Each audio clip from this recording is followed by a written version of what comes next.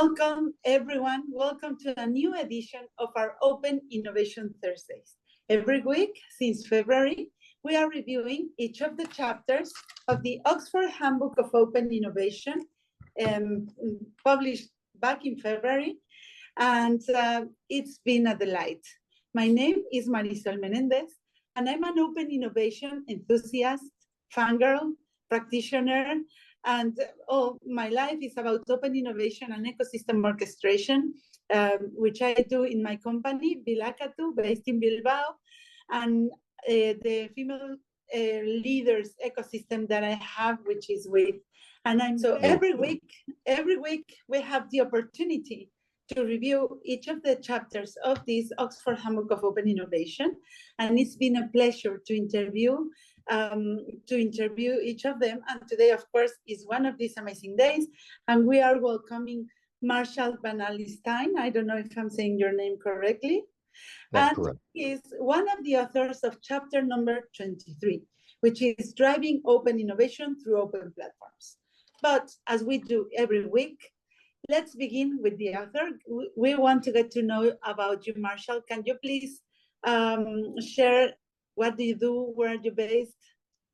Well, before I get started on myself, let me at least give credit also to my co-authors, Yorgos Petropoulos, Jeff Parker, and Joel West on that. So this is a team of folks who've been working on these kinds of questions for a little while. Well, I'm Marshall van Alstyne. I teach information economics at Boston University.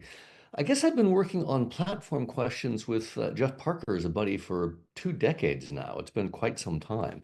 So we've been doing these kinds of questions for a while. You know, the original question was, why are companies giving away free stuff, and how is that profitable? So how is it that, opening things and giving them away makes money? That was a question we raised even as far back as 2000, 2001 with the dot-com boom, the dot-com bust. And it was interesting to try to figure out which strategies worked and which strategies failed. So it was curiosity about what was happening. None of the traditional models seemed to actually work. So that was the impetus for it. Yeah, no, please go ahead. No, sorry. Very interesting. That is curiosity driving you and driving, as you were saying, your co-authors. You mentioned them, Jeffrey Parker, Yorgos Petropoulos, and Joel West. By the way, we have met Joel West before because he's also an editor of the book. And I think it's very admiring that curiosity and analyzing all these weird phenomena, like what you were saying, how companies can give out free stuff, brings us to very interesting chapters. Is this also your individual field of research? Because you are in Boston and you are a researcher, no? What do you usually work with? So indeed, I'd call myself an information economist. So usually the questions are, how does information create value? What systems create information? What does information serve as a production function into organizations? Clearly that relates to open innovation because, both in the outside-in case where you're capturing information from outside and using it to become more productive, but also in the inside-out case where you're putting your information resources out into the world so others can use them. Those are clearly closely related questions between information assets and openness itself and how that affects even the structure of the firm. So it affects a number of different things. So it's not just the innovation, but it's the nature of the firm, the boundaries of the firm, who participates, what's the strategy, what's the technology. Each of these different things is an interesting element of the innovation and the information process. So those are the kinds of things that we've been studying for quite some time. More recently, some of the research is now turning into the misinformation. So how does information destroy value as opposed to create value? So those are a broad spectrum of in this research. Very, very interesting. And so curiosity led you to this topic. What's the story about this chapter being included in the book? Oh, well, the story for being included, I got to say, we had for a long time wanted to write a chapter with Joel. He is one of the wisest, crankiest, and most fun critics of literature that I am aware of. And so writing something with Joel, I knew was going to be entertaining and fun and informative. And lo and behold, it turned out to be just that. So I was very happy to work with Joel and other partners on this. That's amazing. And I hope that Joel sees this this piece of information later on. And so let's dig into the chapter. It's driving open innovation through open platforms. And we are talking with lots of researchers, but this book also has this amazing aspect of bringing academia and practice together. Mm-hmm. And open platforms, of course, is one, I think, of the territories where we are living the learnings, and the experiment, as well as at the same time as academics are writing about it. So what can we learn about this chapter? What is it about? So there are several different trade-offs. Let me suggest there are at least 2 to 3 different things that should be picked up. One of them is the nature of the platform business model and how that relates to openness. So what is a business platform and how does it take advantage of openness? So that's one. Another is the pluses and minuses of open innovation. When does it work? When does it fail? So it's not always universally a good thing. There are times when you have to pull back and be worried about it. So what are the downsides? What are the cautions that you need to pay attention to? And there's another third thing that one might consider, which is the nature of openness itself. What does it mean to be open? And usually what we need to think of this, I would like to argue, as a spectrum from, all the way from fully closed all the way to fully open. We have almost a complete standard over which you've lost control and which it's harder to monetize. So you need to choose these endpoints in that. So I would say there's at least 3 different kinds of takeaways to be had by reading this chapter. I'm happy to each of those 2. So platform business models, or pluses and minuses and spectrums of openness. So any of those things, if you want to dig in, would be fine.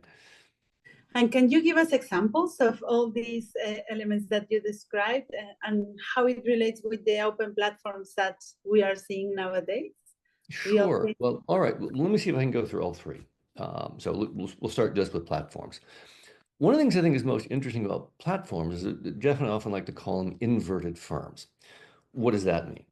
What happens is a lot of the value creation is done outside rather than inside. For a traditional firm, most of the value is created by the firm itself and the employees inside the boundaries of the firm. But a platform is one where a lot of the value is created outside. So Uber, the drivers create the value. On Google Search, for example, you and I have created most of the web pages, not Google. On Facebook, X, Twitter, Instagram, it's the users that create the content rather than the firm itself. So you're relying on third parties outside the organization. This then requires governance models, and it requires you to reward them, and it requires you to actually set rules of the road so that people behave well. Those are all really important elements of the business model itself. So open innovation is intimately tied to a lot of the platform business models for where we've done a lot of the prior research. And so that's one element of the thing that I think is most interesting about this chapter, or why open innovation relates to platforms. The second one, okay, so benefits and costs. So benefits of open innovation, of course, are capturing ideas you don't have from people you don't even know. This is fundamentally different from outsourcing. So you can actually get new ideas. You can get new market expansion. In platforms, you might expand from a 2-sided market to a multi-sided market as you enfranchise other groups and grow over time. You may be able to grow your network effects. You may be able to create strategic dominance. You may be able to become a nexus of control. These are all benefits. Another one might be idea genesis as well as idea selection. You have a broader array of ideas that you can choose from, but because they're built on proprietary complements, you're not always necessarily advantaging competitors. So these are all huge benefits.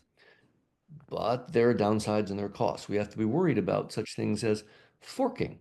Well, maybe someone else can take those ideas and fork them. This also almost happened with Android open source. It almost happened with a version of Java. Another thing you have to worry about is loss of control.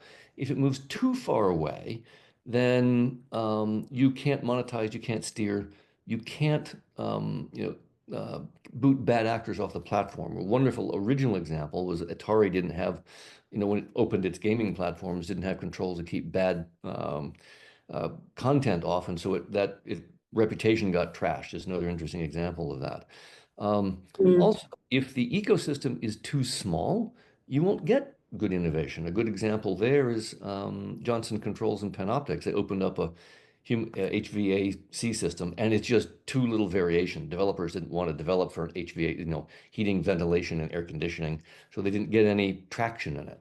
Another downside is it can be a sign of weakness or a sign of desperation. Sometimes folks are simply opening because they're having a hard time competing and they need help. And so it's a sign of desperation. So any number of these things you have to actually pay attention to in the ecosystem. And then from the third idea, the spectrum of openness, I like to think of it as a range from, again, fully closed and proprietary, then to a little bit in invited. So the only folks that are there are, usually this happens as you're just going open. So you'll have excluded unless invited.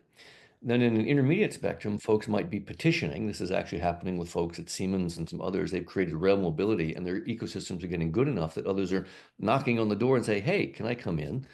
And then kind of at another end of the spectrum is anyone's welcome unless you behave badly, in which case we reserve the right to exclude you. So you're welcome unless disinvited.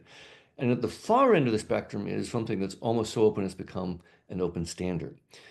You need to think of these degrees of openness both in terms of the access to the kind of the infrastructure layer, and then also in terms of the governance layer. Are you letting folks participate in the ecosystem, and are you letting them into the voting rights? Are you letting them into decisions on strategic direction? So openness is not one thing. I think you have to be careful about asking, openness means what to whom? In a lot of the ecosystems, you have users, you have developers, you have competitors, and you may give them different decision rights, and they'll give you different levels of control and different levels of innovation. So there are a wide number of different parameters and things you should think about. That's what the chapter is about. It's, in effect, a summary of the literature on each of those different kinds of choices. So very interesting. All these aspects, well, of course, the first description you did about the platforms as an inverted business is so interesting. And I think the connection with the open innovation theory and the learnings and the pros and cons is, I think it's, by the way, the perfect end of part number 4 of the book, which is networked forms of open innovation, where we began with the definition of open innovation, understood how how open innovation works within firms, and then how we collaborate together. And then we are getting into more complex ways of collaboration. I think the platforms are the perfect way to finally learn all different aspects of this.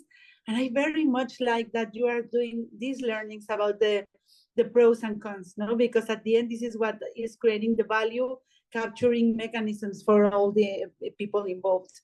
So very interesting, complexity at its best, I think, no? And we have a guideline for practitioners and academics to get into this topic and build from this, no? So maybe just to close up, because our time is up, any final advice, call to action for the audience, an idea you want people to have in their hearts about this chapter? So you said one or two things that I think that are interesting and worth picking up on. One, we do try to summarize really, really rigorous academic theory. So a lot of things are actually, we tried to prove them mathematically with theorems and assumptions and actually show what happens, how big the network effects need to be before the firm inverts. When you go from vertical integration, doing everything yourself, to outside. But you're absolutely correct. We need to move not just from the academic portion where, it's the pointy-headed academics with their, esoteric theories. Somebody's got to be able to use this stuff. So we also try to make sure that we are making available the insights to practitioners. So here's how you'd actually make use of these things in practice. Here's how you would govern the ecosystem. Here are the rules of the road for how much openness you would have and to whom. You would actually try to make that. So we hope to speak to two different audiences, both the academics and the practitioners, with something that's rigorous, but also something that's useful. So hopefully that will be a way of interpreting or getting some value out of the chapter.